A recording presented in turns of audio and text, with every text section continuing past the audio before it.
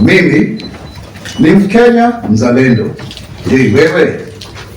Mimi ni Mkenya mzalendo daima.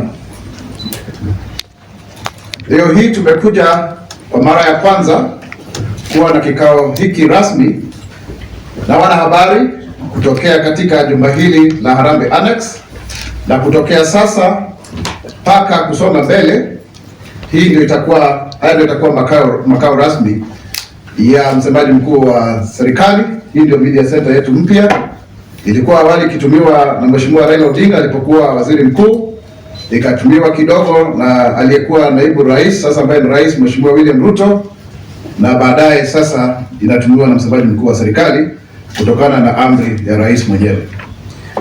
Leo tutakuwa tukifanya tofauti, tutakuwa tukipata maswala kutoka kwenu, alafu naweza kujibu. It will be a question and answer, so that we are able to be able to resolve issues once and for all. But from the outset, the government wishes to strongly condemn the pronouncements by certain political leaders concerning the 2027 general elections. It is totally unacceptable for any leader to imagine that they can incite Kenyans into violence just because they would want to accrue political mileage and to threaten the peace. If we all remember, in 2007, there was that whole issue of so many Kenyans dying, and they will never come back to life. And there was displacement of 600,000 Kenyans. So for anyone to threaten that, I think that is totally unacceptable, and the government strongly condemns such utterances, and we will stop at nothing to ensure the safety of Kenyans and peace and tranquility within our borders. Also, it is important to say that of late there has been a lot of misinformation, disinformation, because we are seeing people who are outrightly lying in order to gain popularity. How on earth can anyone say that President Ruto has taken 3 to 4 trillion shillings the last 2 years? I mean, it's totally hogwash. Even I myself, as a government spokesman, having served in the Budget and Appropriations Committee of the National Assembly and Vice Chairman of the Budget Committee of the Senate, our budget for the whole year is 4 trillion shillings. I mean, then how do you make it that as an individual can have that kind of money? It's totally unacceptable.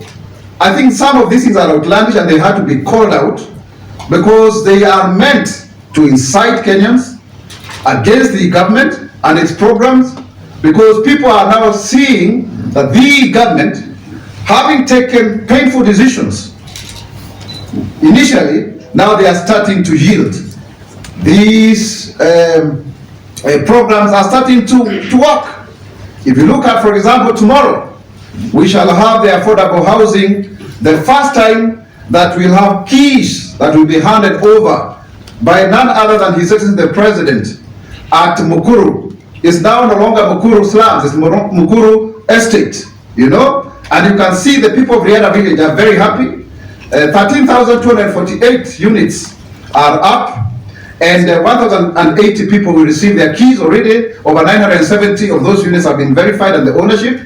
So, and there are great Kenyans there who are celebrating. So Kenyans are invited at 8 a.m. people to be seated so that the president can actually hand out the keys, as we promised, to construct over 200,000 houses every year in 5 years, so that we are able to shelter about 5 million Kenyans. And it's very, very cheap, because we are talking about a unit going to as low as 3,900 shillings for social housing.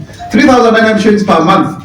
It's unbelievable. The other affordable housing unit is going for 7,250. It's called affordable housing, and the other one, affordable middle class, 21,160. So you can see people who are earning on 20,000 and less are able to now own homes, studio apartments, 1 bedrooms, and we proceed going forward. And that is why we are saying this is how the money has been used. This is how the money has been used to transform the lives of Kenyans, not for people to make outlandish statements going forward. We are also seeing people who are resisting change and fighting back. The head of public service is the #1 public servant in this country. and he has the seal of the president. He is the one who executes that which the president wants to be done. He helps to run the government on a daily basis. And so therefore, people who are resisting change in state corporations, in ministries, departments, and agencies are not amused, because for the first time, we are seeing a head of public service who is resolute, who is determined to weed out corruption, and there are those who are resisting change when it comes to issues to do with e-procurement. If we are able to do e-procurement rightly, we'll be able to save Kenya shillings over 250 billion to 300 billion. If you look at our development budget, it's about 281 billion to about 400 thereabout, depending on the financing model. So these monies are lost through corruption because of the human agency and interference when it comes to procurement. And that's why people are resisting. People don't want to separate between the boards and the CEOs. And so therefore, we are not relenting. We shall move forward. We had a very good meeting last Tuesday that had over 3,000 public servants from all of our over 300 state corporations, our 57 state departments, and our 22 ministries and the state law office. And so therefore, we'll move forward. There's always going to be fight back, but the government is resolute in ensuring that we transform our country going forward. With those few remarks that are introductory, I now want to open the floor for questions so that then we can proceed. So who wants to go back? To go first, sorry. Yes. Na asanteni sana kwa kuja kwa wingi. And all the stations that are carrying this live, the Citizen, KBC, and the CAS, and all the Stick TV47, we thank you, and everybody else who is live. Good. So who goes first? Introduce yourself, say your name and which media house. Thank you so much. Daktari, jina langu ni Herman kutoka idhaa ya Radio. Leo hii umesema ni swali jawabu. Kweli. Kwa hivyo nina maswali matatu ambayo utajibu. Uliza la kwanza nitajibu hivi. Bila shaka. Daktari, umezungumzia kwamba kuna matamshi ambayo baadhi ya viongozi wameyatoa ambayo kwa njia moja umesema kwamba yanaweka nchi katika hali tata. Ukweli ni kwamba kufikia mwaka 2007 mwaka 2008 sote tulio hapa tulikuwa tunajielewa na tunajua kile ambacho kilitukia. Ni kweli kwamba familia nyingi ziliathirika, wengi wanaishi na majonzi hadi leo hii. Ila swali ambalo Kenya wamejiuliza kutokana na yale matamshi ambayo baadhi ya viongozi wameyataja, ambayo mwenyewe hujamtaja kwa jina, ila tunajua kile ambacho kinaendelea kwa sasa katika ulingo wa kisiasa.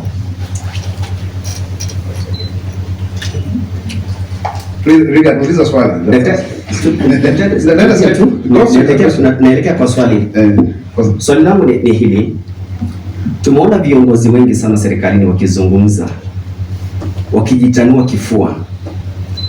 Inakuja kwamba wana ambao wako katika ule mrengo wa nchi ambao si wa broad based government, wanapozungumza cheche zao zinakuwa ni za kuwachochea Wakenya, ili hali wale ambao wamo ndani ya serikali ambao kwenye mabano wa Kenya wanasema ni vibaraka wa rais, wakizungumza basi maneno yao ni ya kushawishi na kuleta ulimwengu na taifa kwa ujumla pamoja. Hilo swali utanijibu. Kwanza nijibu hilo na ufupishe maswali yako kwa sababu ya muda Riga. Na wewe rafiki yangu, mwanzo ni kusema kwamba ni kweli, kwa sababu sisi wenyewe rais ndiye afisi ya rais ama rais mwenyewe ndiye anaunganisha Kenya. Ukisema kwa kimombo ndio symbol of unity, yani anatujumuisha kwa pamoja kama rais. Na wakati unapochaguliwa ndivyo unaweza kuchaguliwa, pengine upate kura upande huu na upande ule mwingine, lakini kisha ukishakuwa rais lazima uunganishe wale waliokupigia kura na wale ambao hawakupigia kura.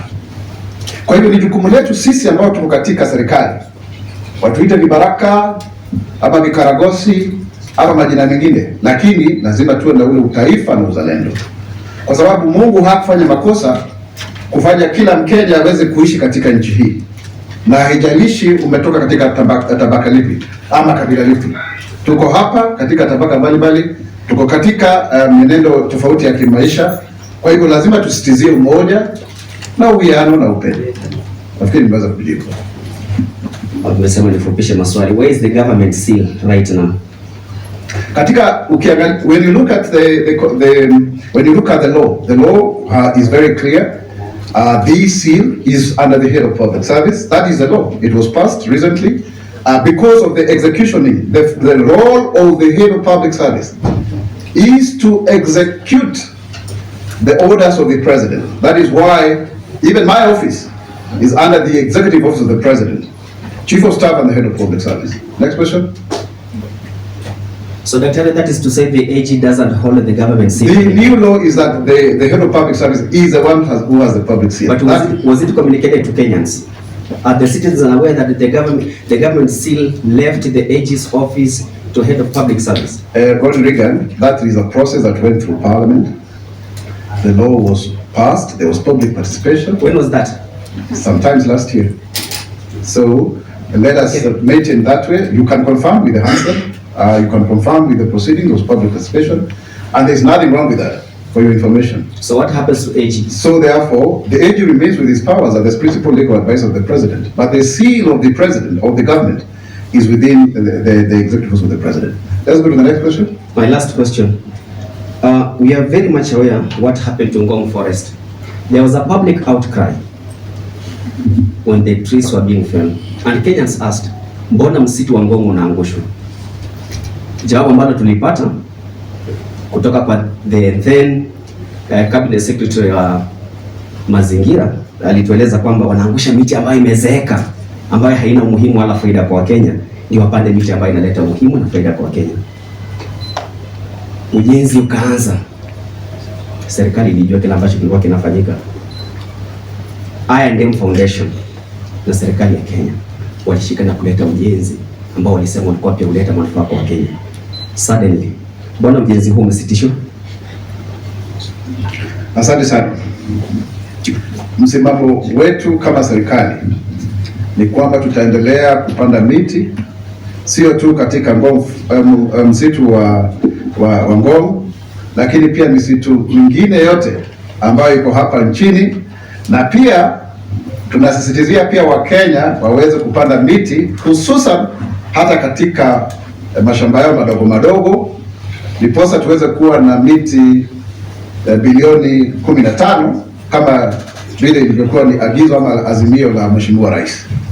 Kwa hivyo kama kuna jambo lolote ambalo linakiuka mwito ule, liwe ambayo limeweza kufanyika kutokana na maamuzi ya asasi zote za kiserikali ama wawekezaji wa kibinafsi ama mtu binafsi, wakati kutatolewa lalama, wakati kutakuwa na watu wakiuliza haya maswali, wakati itaonekana kwamba hilo jambo litafanyika, tutasitisha na tutaendelea kusitisha.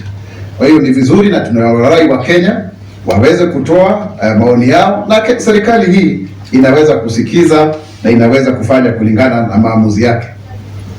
Swali lingine? Hujambo Bwana Spokes. Mimi naitwa Anthony Nyongesa kutoka Aviation Radio 97.7 Nairobi.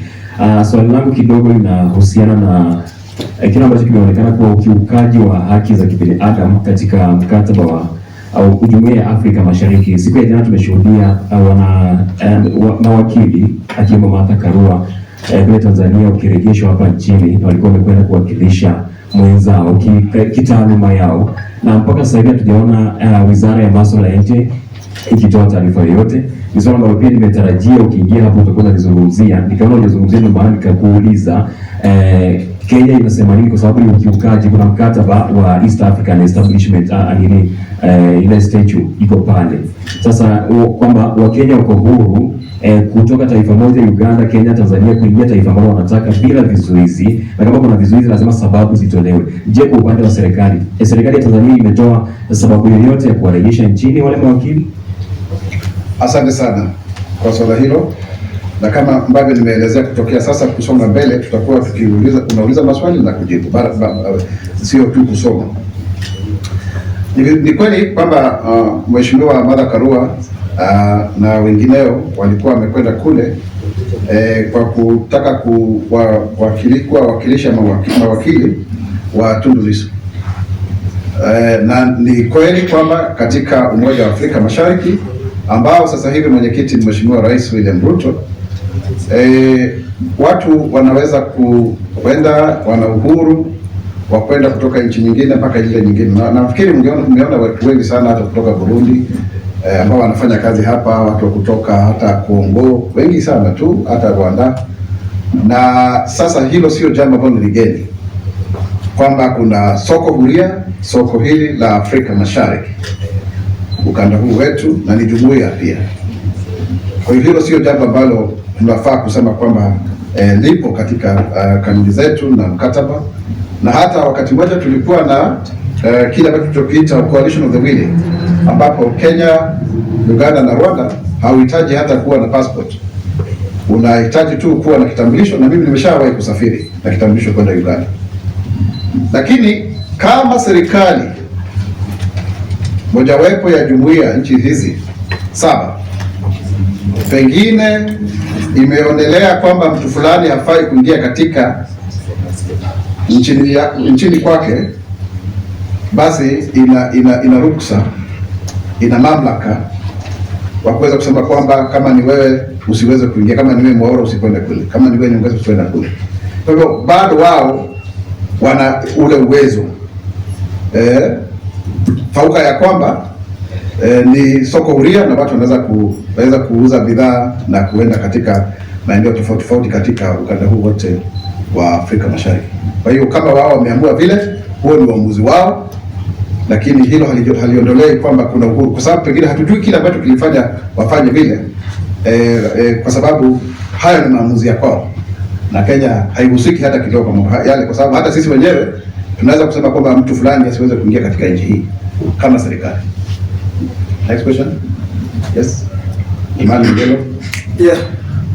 Yes, you can have the mic. Yes. No, I think I'm loud enough. I said the man in yellow. You are the other one? Yes. Okay, say, oh yeah. I'm Arcadius from GMK News. Arcadius. Arcadius. Arcadius. Yes. Wonderful. So we have seen government arresting leaders against the broad-based brand government.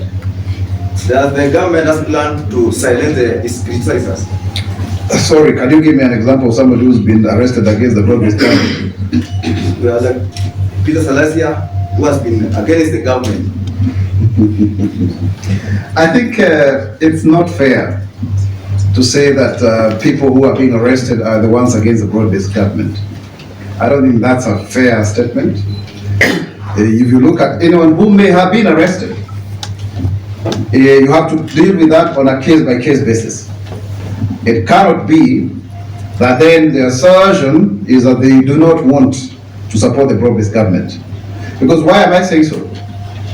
You even see within the ODM party, there are voices that may not necessarily agree with the broad-based government, and they have come out strongly, to speak about it.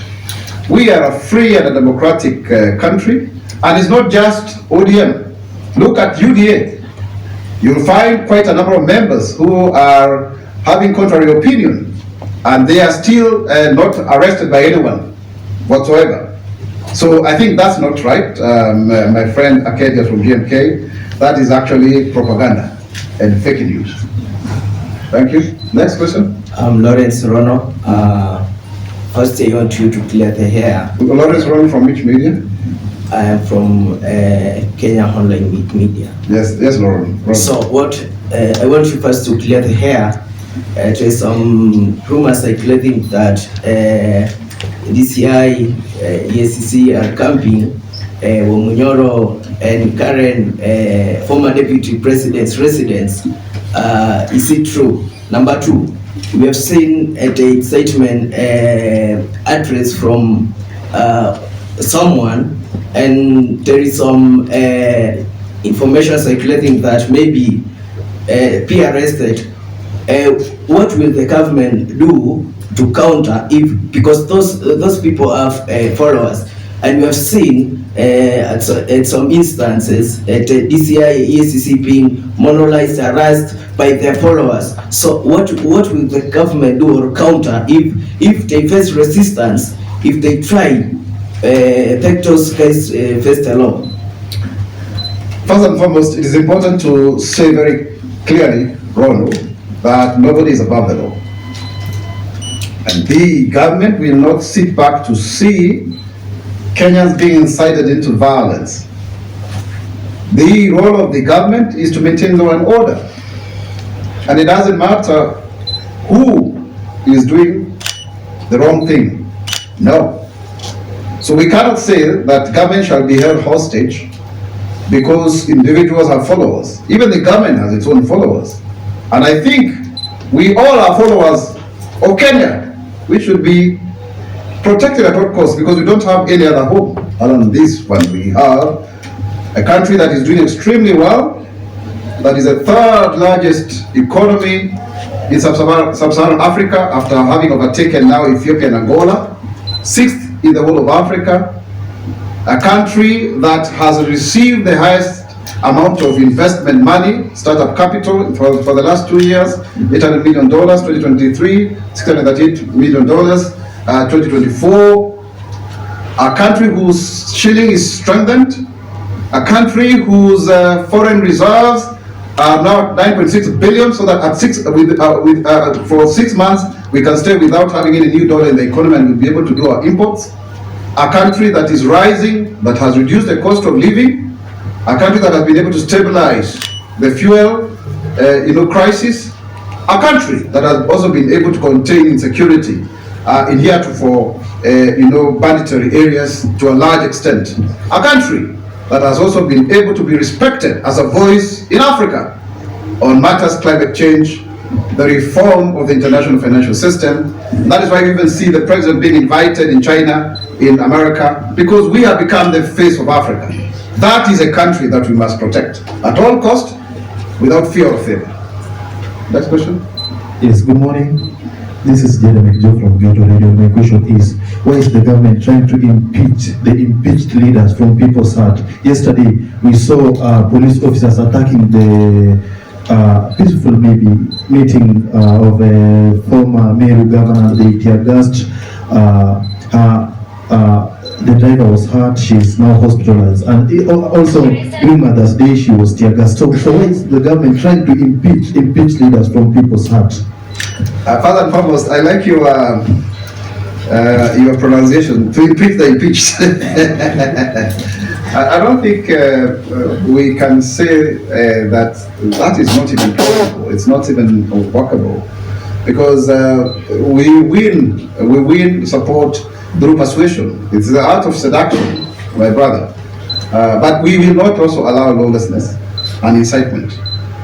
Just because, for example, you have lost your seat, it doesn't mean that then you incite Kenyans against the government.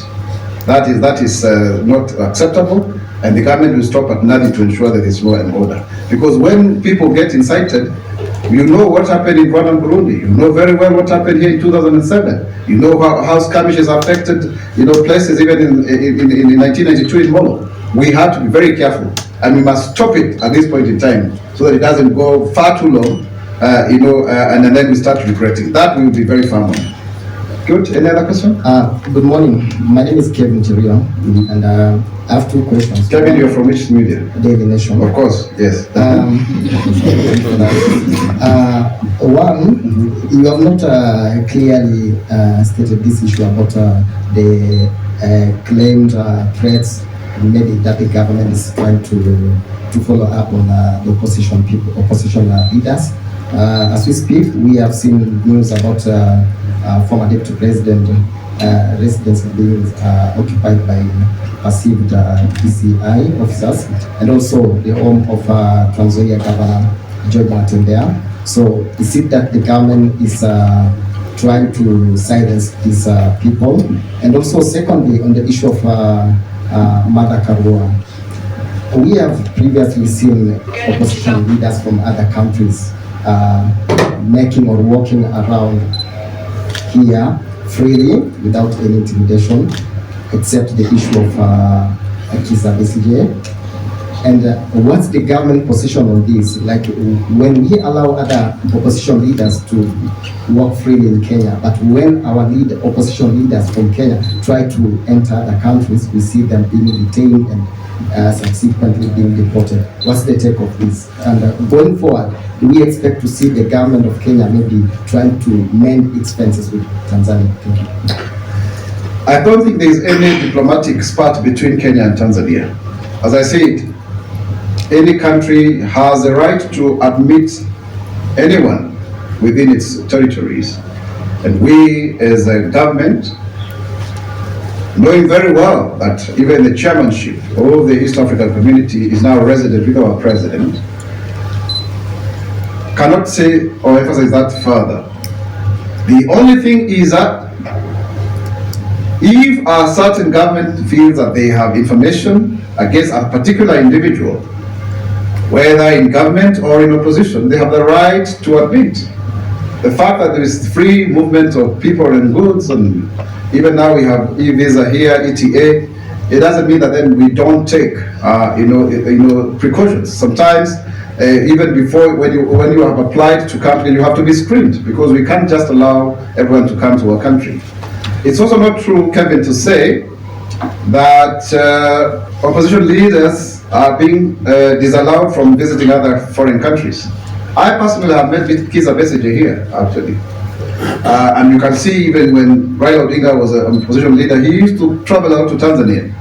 So to frame it that it is about opposition leaders, that is now going for the jugular. No, it's not a question of which side of the political divide that one belongs. There's a specific issue here. Mother Karua wanted to go and defend Tundu Lissu in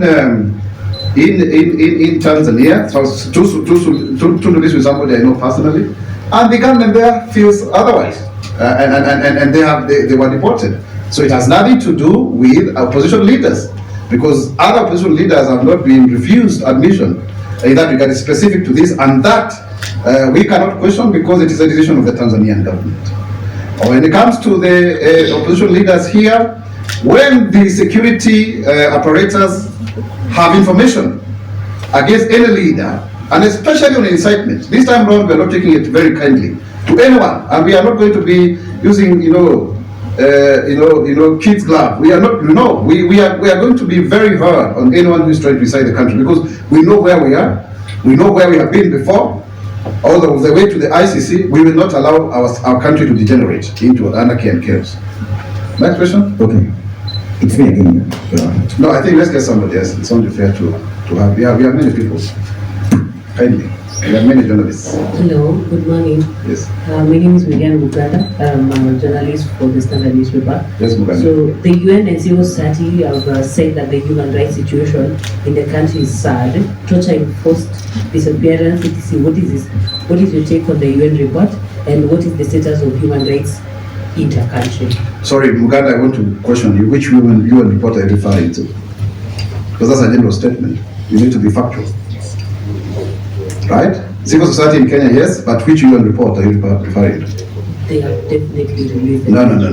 Don't make assumptions. I'm not making. You should be able to quote the particular UN report. On the issue of the civil society, I can respond to you, but on the UN report, please get back to me when you have the right report. Now, on the issue of the civil society, it's unfortunate that civil society organizations have the right to picket and to caucus and to really fight for the rights of Kenyans. But for every right there is a responsibility. And so therefore,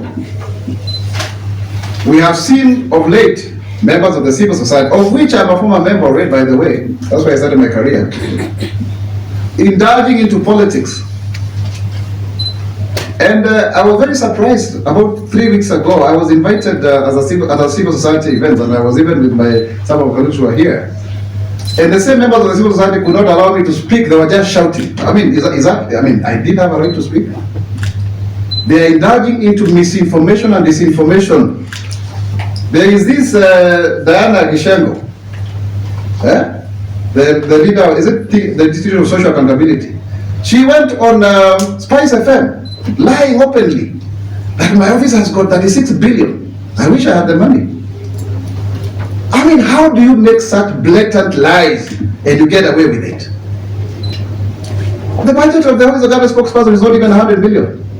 But this is a leader who is saying, Institute of Social, they don't even know how to read the budget, some of them. And then they come around They want to incite people into violence, and then they do posturing for dollar funding. Because there are people who must oppose government when it is having its right properly. That is why they had that thing of black parliament. Most of the people interviewed there are civil society people, and it was one-sided. It was completely one-sided. And they never asked the question, who banned parliament? But they were quick to say, and they were saying 3 people. We reported 9 from IPOA, which is a state agency, and we said there are 60 cases and we're still investigating them, and people are even being arraigned in court. So we are even more transparent than them. But because they are in the game of playing politics for their local benefactors, but also internationally for funding, then they can make those assertions. I want to say categorically that the Kenya government is very, very, committed to ensuring human rights and fundamental freedoms as per the international jurisprudence enshrined in various conventions that Kenya is a treaty to within the community and committee of the United Nations. Thank you. Yes. Asante sana, naitwa Javan kama kutoka Radio Citizen. Na swali langu kuhusiana na harambee na zeto bottom up economic yes, viongozi wa serikali. Hata nilikuwa jana moja.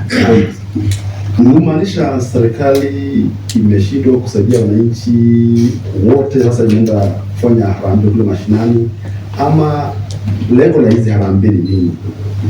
Na tunaona mwaka jana rais akisema kuna ile civil servant ama mkuu wa sheria ama mkuu wa serikali akubaliwa kuwa kishiriki hizo harambee. Mwaka mmoja ujaisha, lakini kwanza hizi harambee zinaongozwa na wakuu wa serikali kama hadi naibu rais. Asante sana. Mwanzo rais alisema kwamba kutapendekezwa sheria kuhusu harambee. Sawa sawa.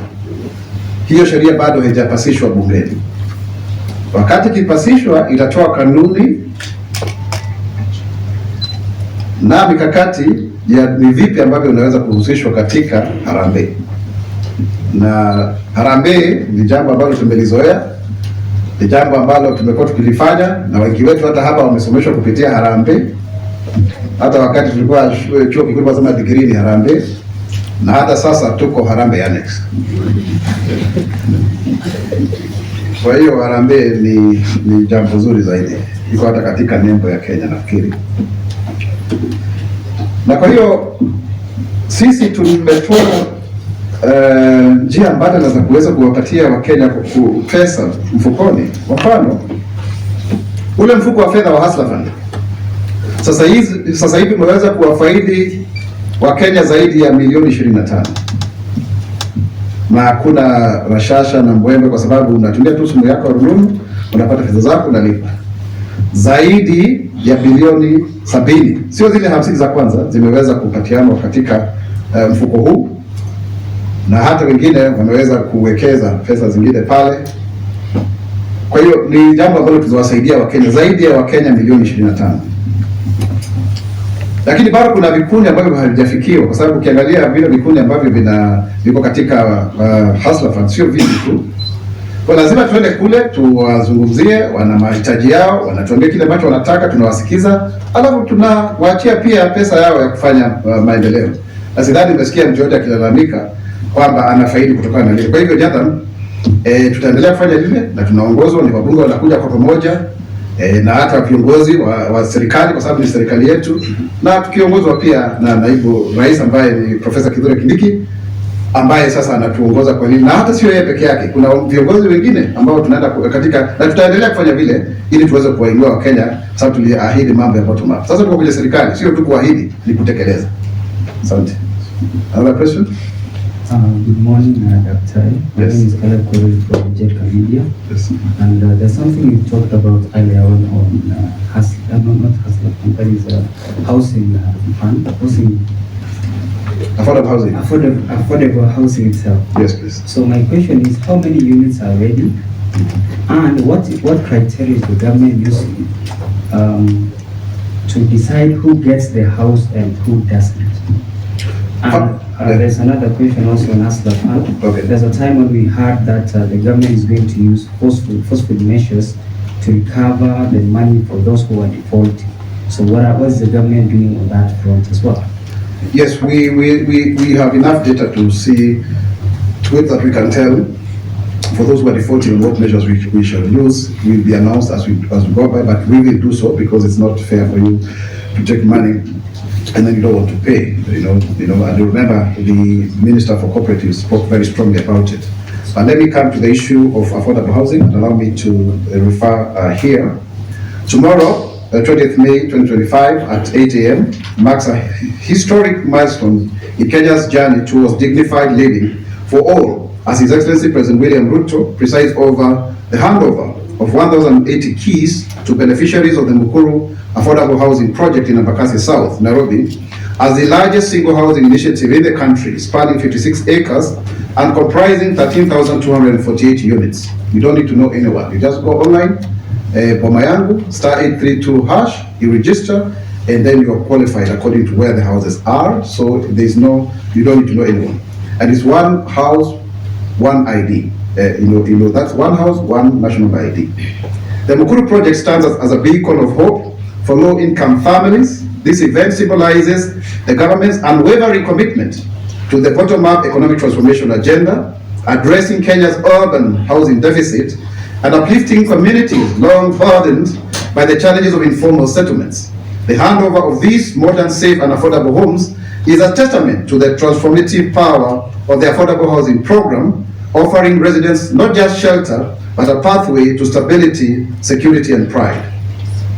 The new Mukuru Housing Estate, with its 26 blocks of 5,616 bed-sitters, 14 blocks of 3,024 one-bedroom units, and 48 blocks of 4,608 two-bedroom units, is designed with safety and resilience in mind, featuring proper spacing, emergency access roads, and modern amenities.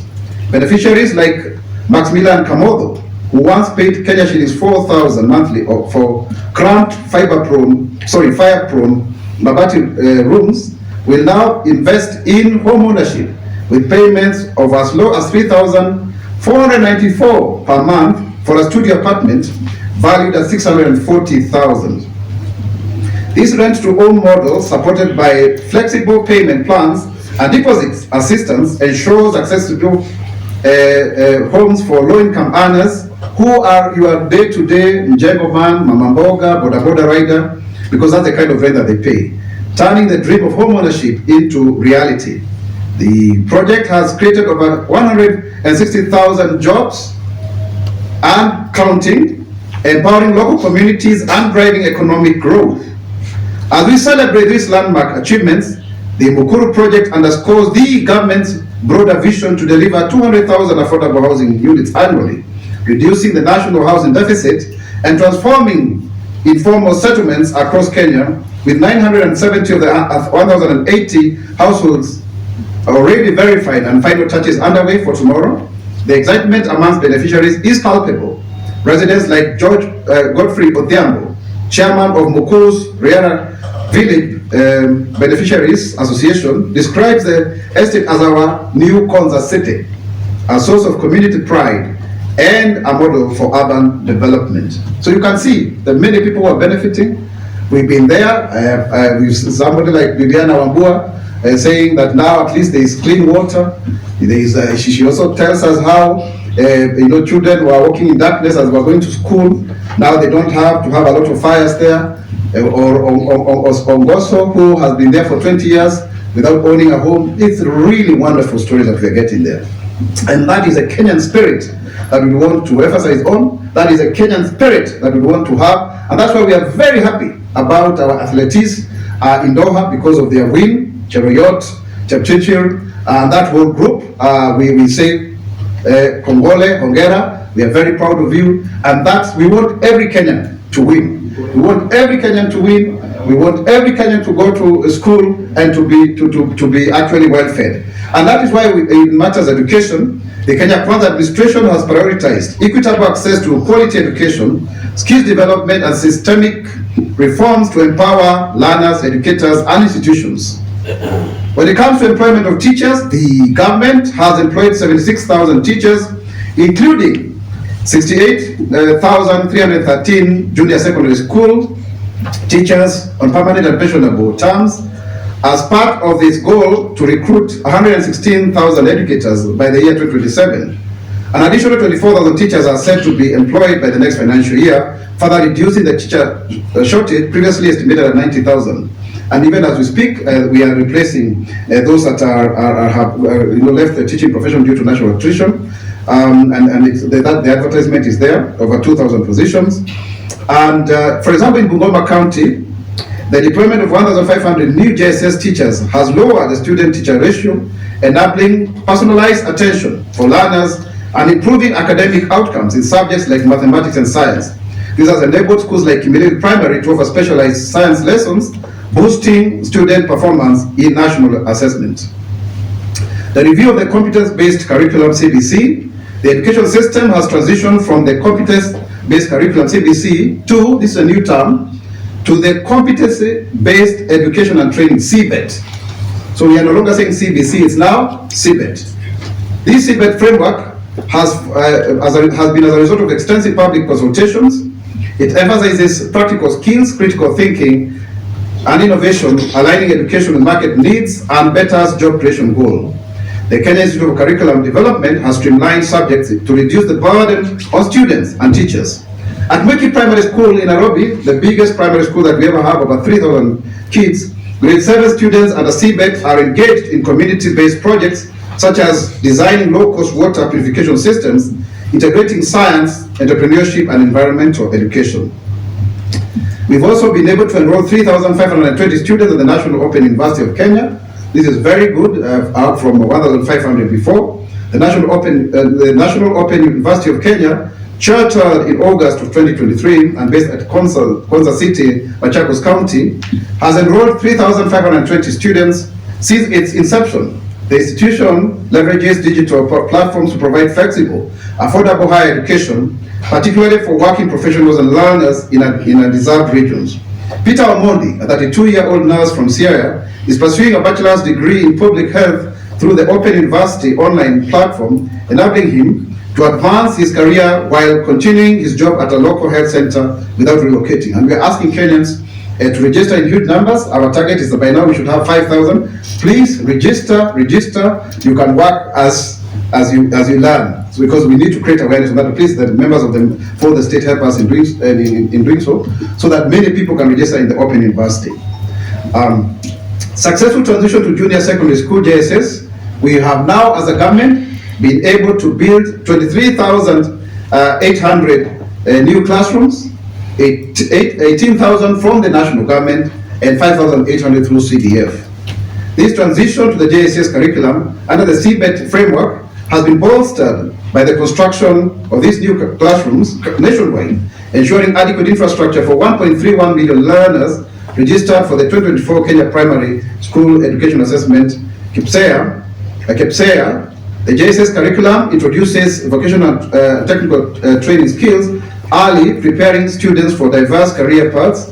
For example, at St. Joseph's JSS School in Nakuru, newly built classrooms equipped with digital learning tools have enabled students to explore robotics and coding, fostering innovation and aligning with Kenya's growing tech ecosystem.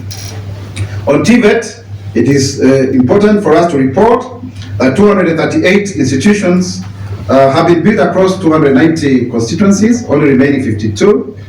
And this is very important because we are also adapting the recognition of prior learning, RPL, of which over 5,000 Kenyans who are the Juakali artisans have been given certificates because they have more knowledge than even you go to school. For example, Mary Wanjikwa, 29-year-old tailor from Thika, earned a certificate in fashion design through the RPL program at the Thika Technical Training Institute, securing a contract to supply uniforms to local schools.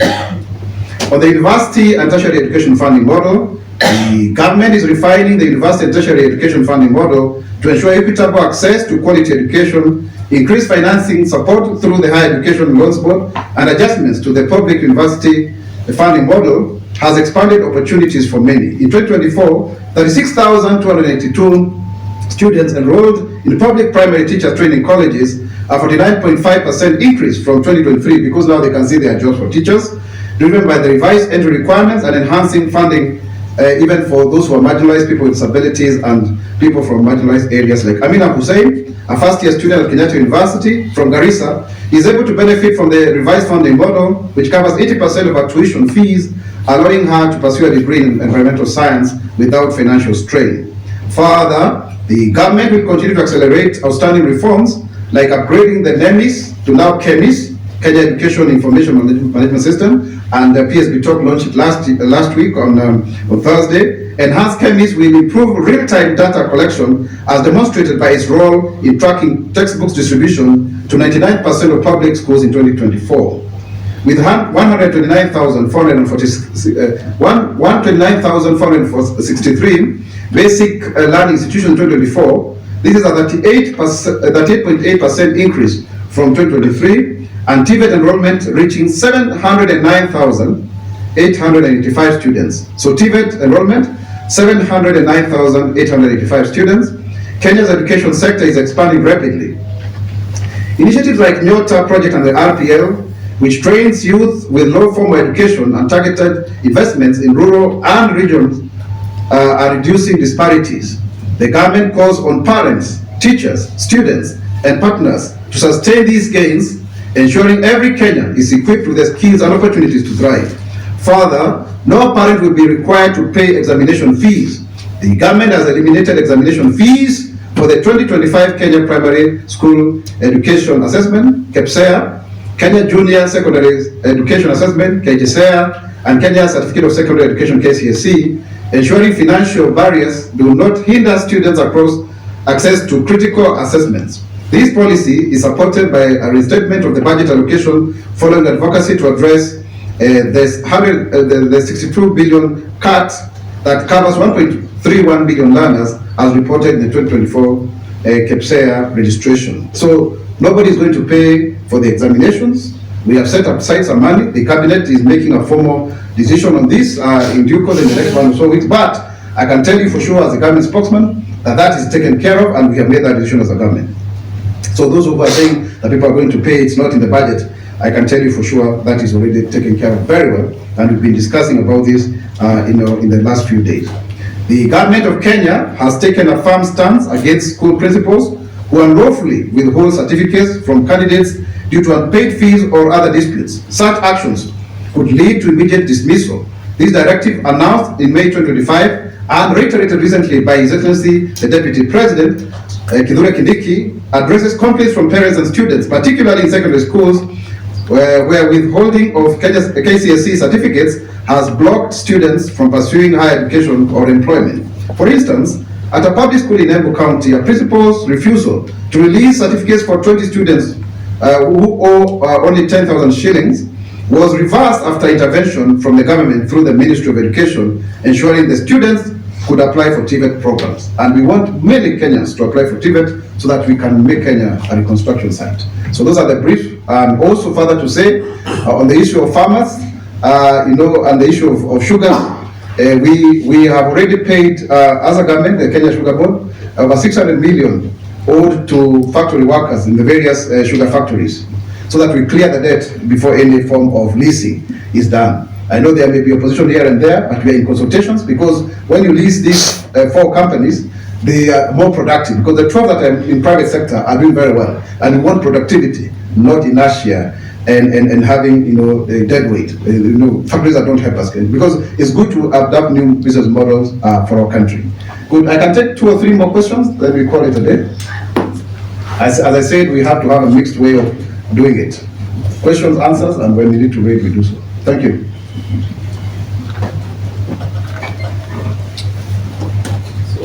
Habari daktari. Mzuri sana, mnaitwa nani? Mwaura kitu pepo media. Okay, Mwaura, habari yako? Mzuri sana. Usiniangalie na ile macho kwamba ninafaa kujua. Wengine hawakufahamu. So mine is under security. Okay. From a random guy told me that we have criminals working within the government.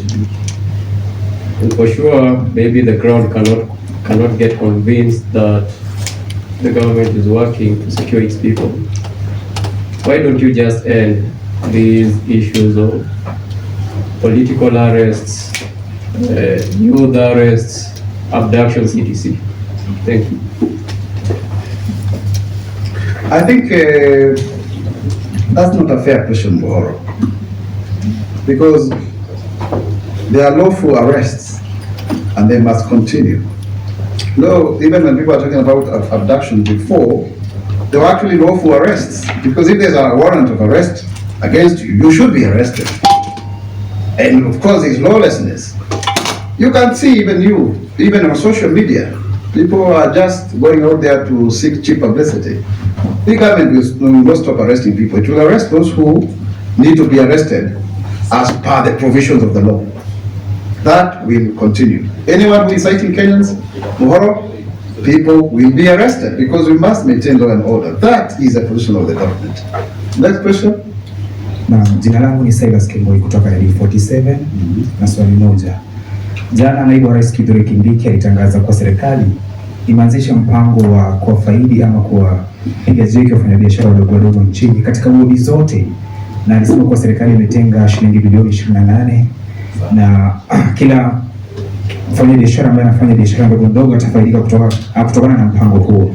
Je, ni utaratibu gani ambao utafuatwa ili kuhakikisha kwa kila mmoja ananufaika, na naomba uelezee zaidi kuhusiana na mpango huu. Asante. Asante sana. Kuna mpango huu wetu wa Nyota ambao utawasaidia wa vijana ambao wako katika umri huo wa vijana na watu wenye ulemavu, wanapatiwa pia kipaumbele mpaka miaka 20 na 35, na tutapatia watu pesa shilingi 50,000 kuweza kufanya biashara za ukulima na kadhalika. Na mpango huu tumeshirikiana na wafadhili wetu na Benki ya Ulimwengu, World Bank ukipenda, na kwa hivyo ni vizuri sana wakulima, wanabiashara wadogo wadogo wajisajili kupitia mpango huu wote kama mradi huu wa Nyota.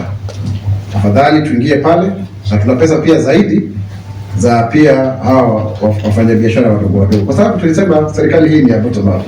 Ukiangalia zile nguzo 5, hii ya MSME ni mojawapo, na ndio pia mle ndani tuko na hustler fund ili tuweze kusaidia Wakenya wetu wakuwe na pesa mfukoni. Kwa hivyo jisajili kupitia simu yako ya rununu.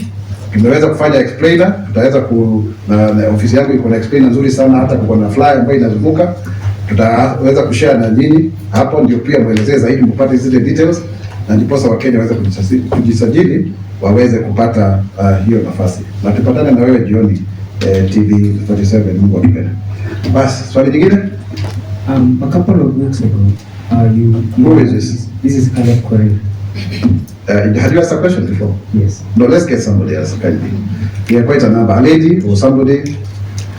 Don't take two and yet others have not asked a question. Okay, kuna swali. Jitambulishe tafadhali. Leo kuna Waswahili wengi sana, nashukuru.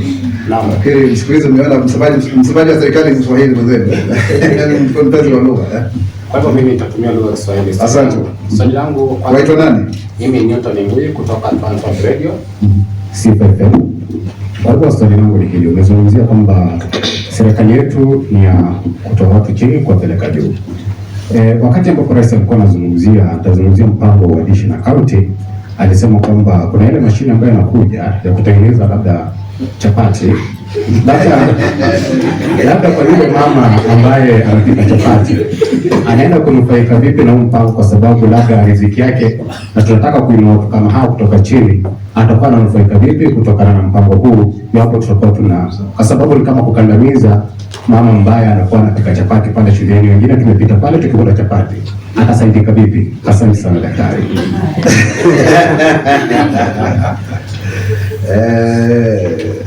Ili watu kuko na maneno sana ati kula chapo za El Chapo ni kichapo. Namna gani wewe? Ati kula chapo za El Chapo ni kichapo. Wache propaganda. Wakati tunasema mambo kama haya ni kusisitizia kwamba lazima Wakenya ambao wana watoto wao katika skuli waweze kupatiwa chakula. Kwa nini? Kwa sababu tumeona mtoto akijua atakula shuleni na kwao hatakula atakula shuleni. Kwa hivyo inasaidia yule mtoto kuweza kusoma, inamsaidia kujua kwamba analindwa na serikali. Na sio pesa nyingi. Ilianza kule kwetu Ruiru, by the way, huko ndio ilianza. Ikakwenda kule Embu, ikakuja kule Dagoretti South, Sasa Nairobi imechukulia na kuna maeneo bunge mengi ambayo yalifanyika pale na yule mdada anaitwa Mwaura. Kwa hiyo ni jambo zuri zaidi, kwa sababu wakati tunafanya hivi ukumbuke pia kuna vijana ambao wameajiriwa. Kama kuna mmoja najua anaitwa Mike Njiru, ameajiriwa pale. Yeye amesomea statistics, lakini kwa sababu hakuna kazi alikuwa amepata hiyo statistics, anafanya kazi pale, yeye ni manager, analipwa shilingi 60 kwa mwezi. Kwa hiyo sio tu kuangalia upande ule, kuna wale pia mama mboga wengine ama watu wa kupika chapo wanaajiriwa kwa katika mpango huu wa kuandishi na shule. Mambo ya mashini tutaendelea kuyazungumzia pili ambavyo tutasonga mbele, lakini muhimu ni kwamba watoto warudi shuleni, waweze kupatiwa chakula, waweze kusoma na pia wakuwe na lishe bora na wakuwe na afya bora. Asante. Hello, good morning. Yes, madam. Finally, we have a lady. My name is Brenda, and my question is on coffee. Some time back, you mentioned that coffee prices have, for the first time, reached a high of 148 shillings a kilogram in 35 years. So, what are the initiatives that the government has introduced to support the coffee farmers and increase production of coffee at least by 2027? Thank you. It's important, Brenda, that you've asked that question because of the way in which the government has ensured that the coffee value chain is beneficial to the farmers, breaking a 35-year record where a kilogram was about 50 shillings and now to the as high of 148 shillings per kilogram in Embu County. We now have new counties that want to do coffee farming. A case in point is Uasin Gishu. And as a result of this, we expect a lot from Uasin Gishu and also Trans Nzoia counties and even Bungoma and other places because of the reduced acreage in the traditionally growing areas like central Kenya.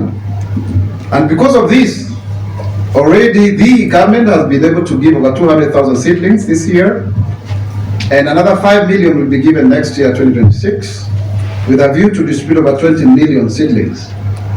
The government has also set aside 500 million to encourage coffee farming and another 2 billion shillings for coffee pulping machines, so that then we are able to go back to where we were before as a country.